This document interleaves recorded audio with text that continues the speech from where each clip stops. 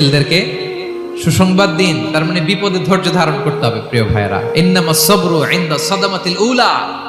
বিপদে আমরা অনেক সময় প্যানিক হয়ে যাই, অস্থির হয়ে যাই, কি করব, হতাশ। না, মুমিনরা হতাশ হয় না, ধৈর্য ধারণ করে। কি করে? কি করে?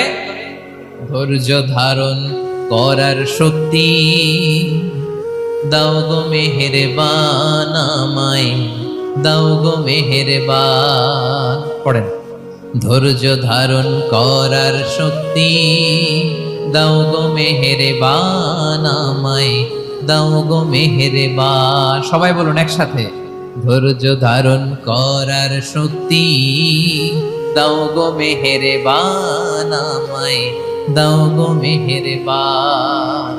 বুকের ভেতর ব্যথার নদী বইছে অবিরা, বইছে